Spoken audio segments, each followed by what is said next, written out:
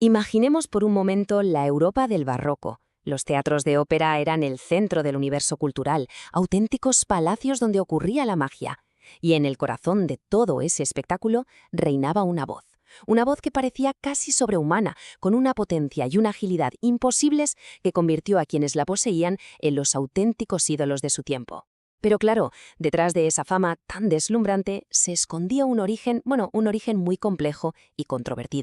Y esa es la gran pregunta que vamos a intentar responder hoy. ¿Cómo es posible que una práctica rodeada de secretismo, casi un tabú, diera lugar a un fenómeno cultural que arrasó en Europa durante más de un siglo? Vamos a ver cómo se creó un arquetipo de estrella que de alguna manera sigue resonando hoy en día.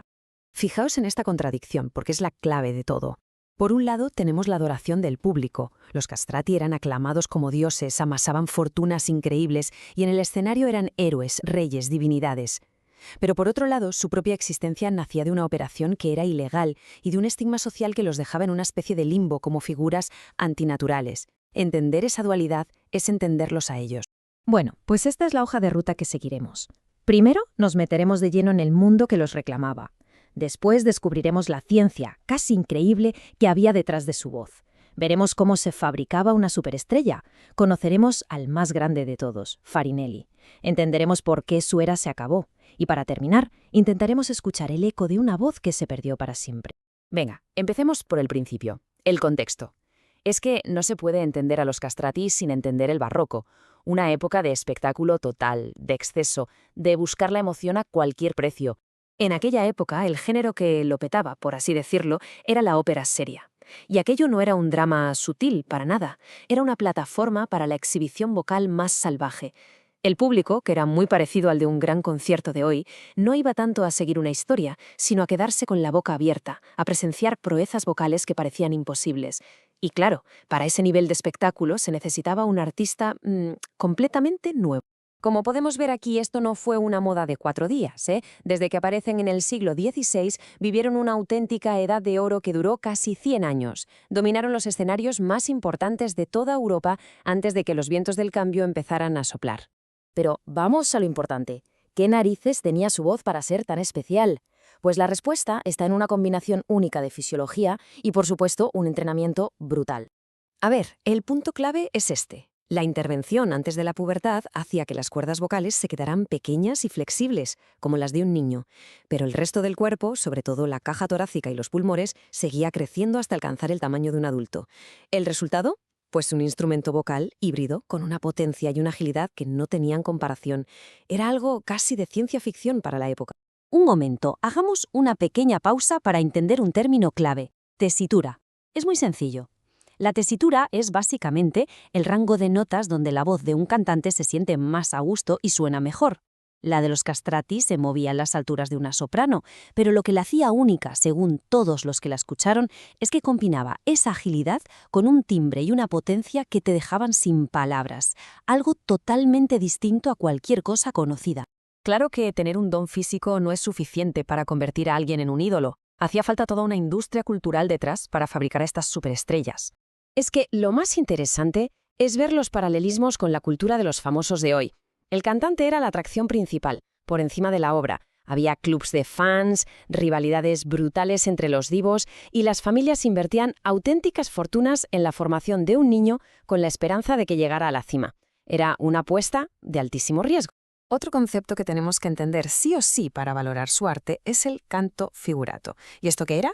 Pues imaginemos una melodía que de repente se adorna con escalas a toda velocidad, trinos que parecen imposibles y cascadas de notas rapidísimas. No bastaba con cantar bien, el público exigía una demostración de dominio técnico apabullante, casi acrobático. Pensemos en el solo de guitarra de un virtuoso del rock, pues esto era lo mismo pero con la voz. Y justo de la mano de esto va la ornamentación. Mucho ojo porque esto era clave en su estrellato. Los compositores escribían a menudo una melodía base, pero dejaban huecos para que el cantante improvisara, para que añadiera sus propios adornos. Era su momento para brillar, su firma personal. Así es como un cantante no solo interpretaba una canción, sino que la hacía suya, marcando la diferencia con todos sus rivales. Y si hubo una estrella que fue la encarnación perfecta de todo este fenómeno, ese fue Carlo Broschi, aunque todo el mundo lo conocía como Farinelli.